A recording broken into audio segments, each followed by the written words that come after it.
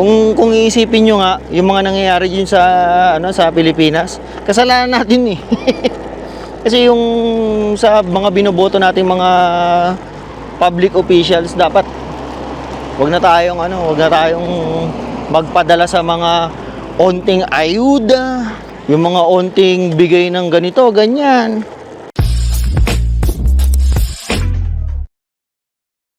Yun, wala pa akong video eh. Kagahapon wala akong video. Nung isang gabi ba wala rin akong video. Go-bike daw kami neno. Yan kung anong naisip at magbo-bike daw siya. Maghahanap kami ng mga magagandang tanawin. Meron ba rito sa Brandon? Maagaan na raw kami. Mag-iikot-ikot sa Brandon. Maghahanap nung fall na kasi. Maghahanap kami nung mga magagandang nagdidilaw, nagpupulang puno. Meron na ba nun? Ikot lang kami dito. Puntahan namin yung mga nandun sa may mga train. Doon sa train, no? Punta tayo doon, no? Para naman, saka gumanda kasi yung panahon. Kaya siguro nagyaya din tong asawa ko, no? Kasi ilang araw na, parang, alam mo yun, ang pangit ng panahon, muulan, madilim, malungkot. Ay, malungkot. Pero ngayon, maganda ang panahon. Mga pala, kagahapon, nakita nyo ba yung, kung nanonood kayo kay Miss Ina ng mga videos. Kagahapon, nag-live kami ni Miss Ina. Nagulat siguro yung mga nanonood sa kanya na bigla siyang nagkaroon na content. Nag-live siya ng ganun. Kasi, sorry nga rin siya ng sorry eh. Kasi sabi, pagbigyan niyo na ako kasi ngayon niya lang daw ginawa yun na about sa nangyayari sa Pilipinas yung content niya, yung video niya. Gusto lang namin kasing maging makilahok sa mga nangyayari sa Pilipinas. Inimbitahan niya ako na sumama sa live niya kasi sa mga sa mga kasama niya ng mga nagbo-vlog dito sa Canada.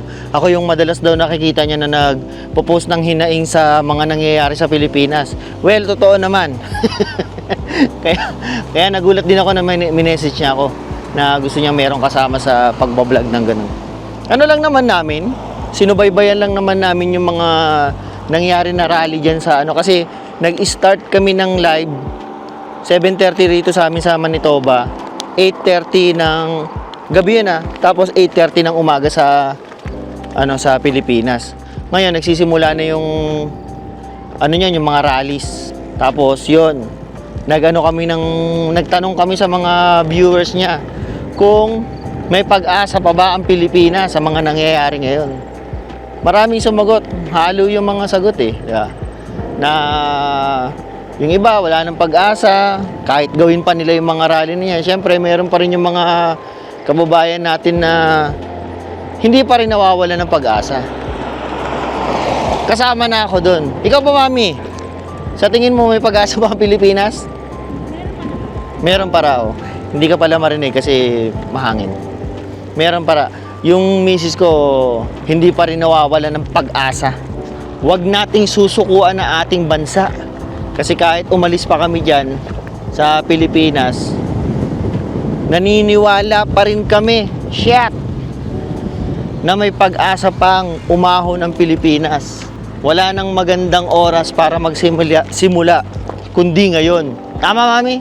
Kaya kaming mga nandito sa Canada, kahit nandito kami sa Canada, participate kami sa kahit wala kami sa kalsada ng EDSA, saka ng saan ba yung ginanapan ng kagahapon?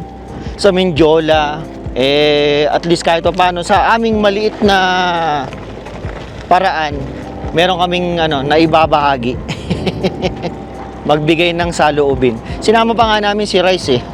Ang balak nga namin sana, na-excite ako nung sinabi ni Miss Ina na isasama si Ronald Llamas, si Edo Manzanas. Si former secretary siya ni dating Pangulong Benigno Aquino. The Third.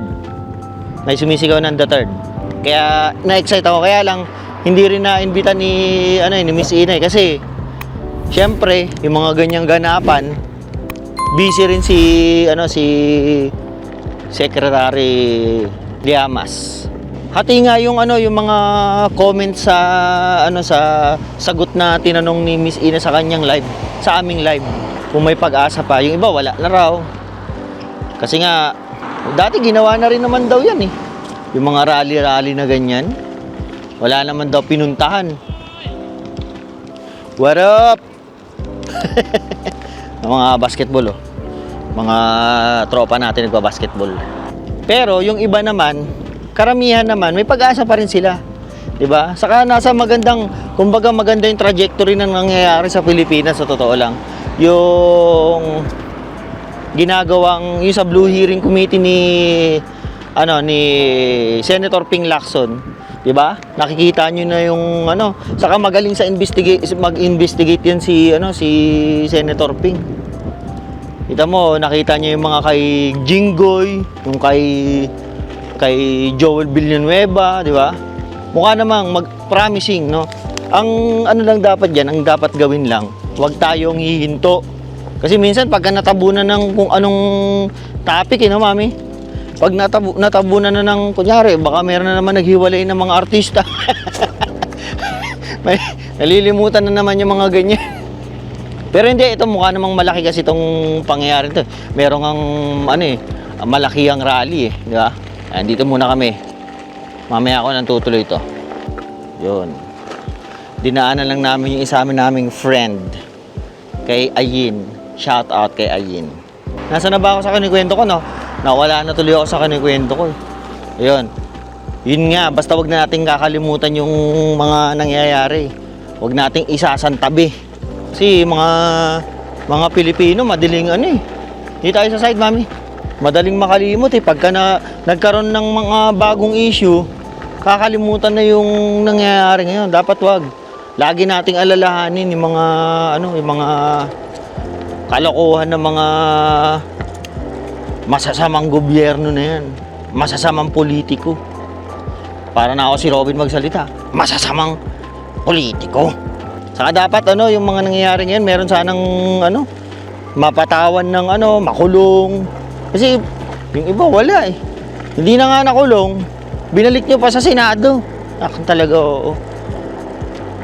Kung iisipin nyo nga yung mga nangyayari dyan sa Pilipinas, kasalanan natin Kasi yung sa mga binoboto nating mga public officials, dapat wag na tayong magpadala sa mga onting ayuda, yung mga onting bigay ng ganito, ganyan.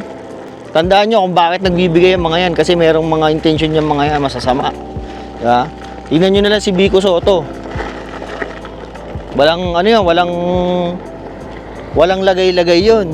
Pero nananalo kasi alam ng tao yung serbisyo niya. Tapat. Naging political na tuloy ako, channel no. Hindi, ngayon lang naman. Kasi kailangan nating makiisa sa mga nangyayari. Hindi ko na nga alam kung saan ako dinadala ng misis ko Saan tayo pupunta, mami? Diyan tayo, bakit? Dadaan na naman ako sa libingan pala. May nag-comment sa akin dyan dati. Sabi, nakatira ka malapit sa sa libingan? Medyo malapit lang naman, hindi naman yung kadikit na kadikit. Meron pa nga dyan talaga, likod nila. Oo. Hindi nga kami yung yung mga bahay dito, yung likod nila na yung hindi pa, malayo pa kami. Kaya lang, kung gusto mo kasi dumaan na papunta dun sa mga sa shoppers, yung mga mall, mga ganyan, dadaan ka talaga dito. Pero ano na ba yung sinasabi ko? Yun lang yung video ko ngayon. Para naman meron tayong ma-upload. Binabala ko kasi kada araw sana meron ako ma-upload na 2 video, yung mga long form. Pagod na kagad yung misis ko.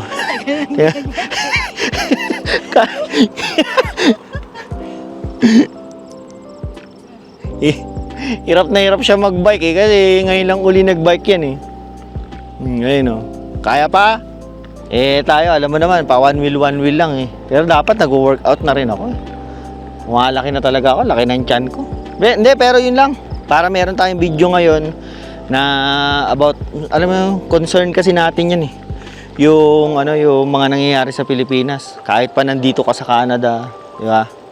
Dapat concern ka. Kasi, sabi, meron nga tanong dun kay Miss Ina eh. Sabi, kapag Canadian citizen ba, meron ka pa ring pake sa bansa natin? Aba, meron pa rin dapat, di ba? Kasi, by blood, Pilipino ka pa rin. Kahit sabi mong Canadian citizen ka, yung dugo mo Pilipino pa rin. Di ba? Saka, isa pa, yung mga kamag-anak mo, mga kaibigan mo, nakatira pa rin sa Pilipinas. Kaya, hindi mo siya pwedeng baliwalain. Pilipino at Pilipino ka pa rin. Diba? Wag tayong kakalimot sa ating pinanggalingan. Kaya nga sinasabi ko lagi, mahal na mahal ko ang Pilipinas. Kaya lang, ang tanong, mahal ba tayo ng Pilipinas? Sige na, tapusin ko na tong video na to at nagpapahintay yung asawa ko, pagod na. Like, share, subscribe, umaga, alam nyo yun. Sige na, paalam.